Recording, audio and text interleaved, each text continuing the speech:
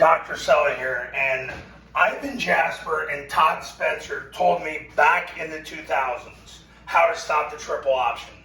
Both of them told me how to do this. Ivin told me specifically, I was actually sitting in the meeting room at Navy, and he told me this. He said, Lou, he goes, give us 2-2 techniques. He goes, because we can't move them, the game's over. And he said this to me back in the 2000s. Todd Spencer, I was actually right outside of Dallas, Texas, and he told me this. He said, give us a Ward Daddy Zero technique, and if we can't move them, we're screwed. So, that's how to stop the triple back in the 2000s. And that was the way it was until recently. Then all of a sudden, and Todd Spencer had a big role in this, the zone dive started. The modern zone dive started, where they said, we're just going to triple team the 2 technique. So if you give us a 2 technique, we're just going to triple them. We're going to wedge them. Center guard tackle, you guys just knock the pull out of them. So the guard posts them while the center and tackle come in. They get their near knee through the crotch, their near hand or forearm through the stomach. Take 4-inch northbound steps with a double scoop on the backside, and the A-back staying on the tackle tip. So if number 1 comes down to take the dive, you 2-hand slams them. Then the B-back makes it right. They added a 3rd guy into the surface to wall off the play side inside backer, the nearest inside backer. Yeah. So now having a head-up technique is a good thing, because when they give you a head-up technique, it allows for a triple team. Because if he's a 2-eye, you're really going to get an ace on it. And if he's a 1, you're really going to get an ace on it.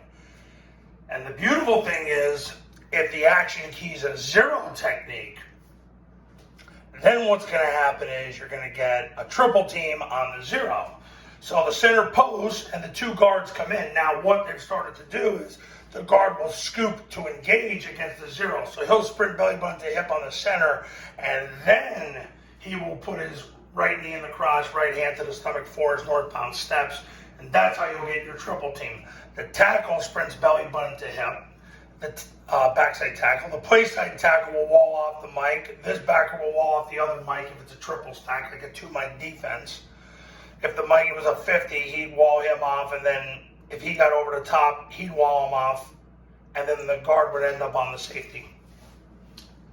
But anyway, so head-up techniques used to be the strength of the defense when defending the triple option offense. Now it's the weakness, because now you get true triple teams on those 2 players. Because if they give you a 2, you're going to triple them. If the action key's a 0, you're going to triple them.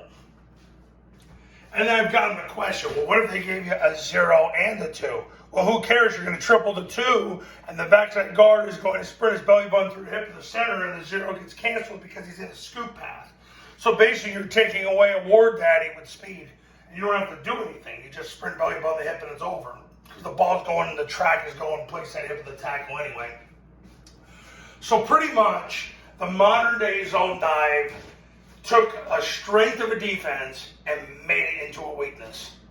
Because now you get true triple teams, because you can post the head-up technique, and then you got 2 guys coming in to lead on him, and now you have a 3-on-1.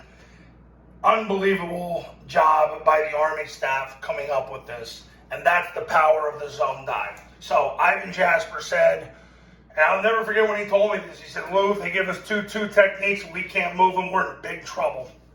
Big trouble. And same thing with the 0 technique. Todd Spencer says, said this almost in the late 2000s. If the 0 technique gets his hands on the center and can get any movement on the center, we're screwed. So now you took a strength of what they could do and made it into a weakness. They're actually better off putting guys in the shade now, especially in the A-gap, because you're really only going to get a double team on it. And if you put them as a 3 technique, the center will get there, but it's a late help. So, I mean, head-up techniques, once again, were a strength, and now they're a weakness. The modern day zone dive with the crush and the kick is powerful.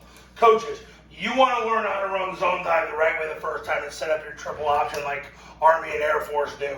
Give me a call. My number's on the thumbnail of this video, so is my website.